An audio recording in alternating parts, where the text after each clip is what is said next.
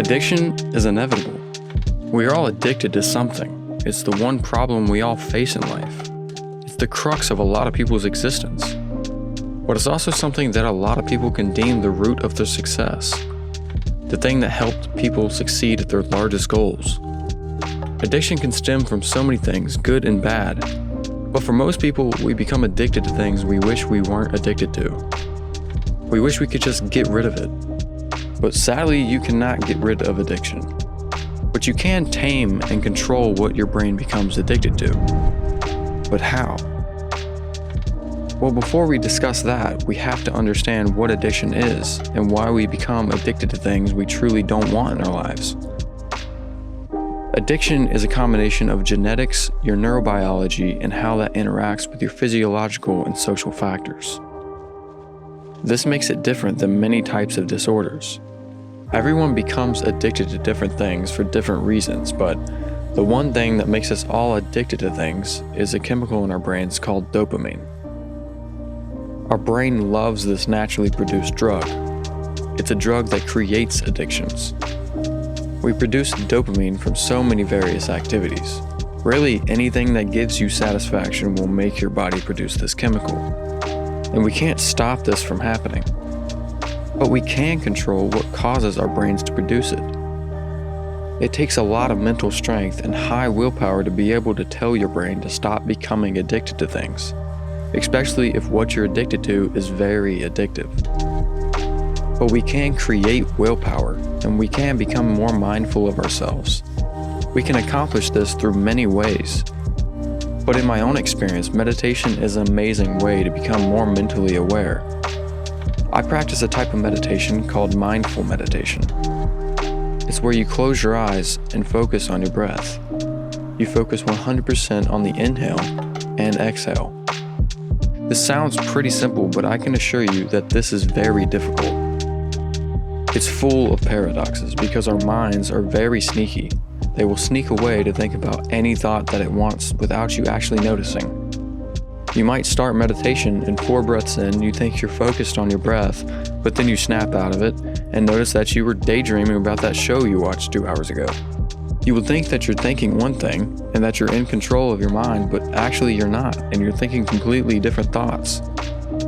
The more you think about not thinking about that show, the more you think about that show. It's kind of like our minds are a very sleepy prison guard, and our thoughts are a prisoner. As soon as the guard dozes off, the prisoner's gonna try to make a run for it, and you have to constantly wake up and grab that prisoner and put him back where you want him. And the more you meditate, the less drowsy you become, the more alert you become of what that prisoner is doing.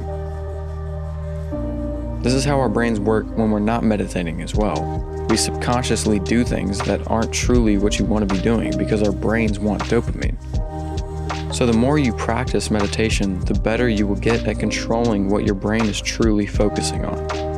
Now, I'm not sure if you're addicted to eating too many Doritos or if you're addicted to the old book of sugar, but let's use nicotine as an example, as it's the common addiction that even myself was addicted to. Nicotine is a very addictive chemical that our brains get a lot of dopamine from. And our minds are very good at lying to you to keep you feeding it dopamine. It'll find the lowest guarded wall in our minds to attack. And like I said, it's so sly that it will break free of your control without you even noticing. Your mind could give you excuses like you need it to function, or you like the taste, or you've been smoking too long, there's no point to quit. And these are all believable lies because, well, they're coming from your own mind. And you wouldn't lie to yourself, would you? Well, actually, that's exactly what your brain does. And we just need to understand when our minds are going against us and when it's lying. This applies with every addiction. You know when you're doing something you shouldn't be. You don't think it, you feel it. Our brains will tell us lies, but our hearts will tell us the truth. So whatever you're addicted to, that one thing that you're thinking of right now that bothers you, if you can feel that it's not good for your life and the people around you, then work on figuring out what lies your brain is telling you. Practice on becoming more mindful, and you can overcome it. And I know once you finally win that battle, You will feel happier than ever and stronger than ever mentally. Then you can take that mental strength you gained and use it to become addicted to things that will better your life, like a hobby, a passion, or even your job. Once you stop becoming addicted to something negative, your body will find other ways to find satisfaction. And that can be through activities that will better your life financially or in your relationships with others. Because like I was saying, addiction can be one of our greatest strengths. You just have to know how to tame it.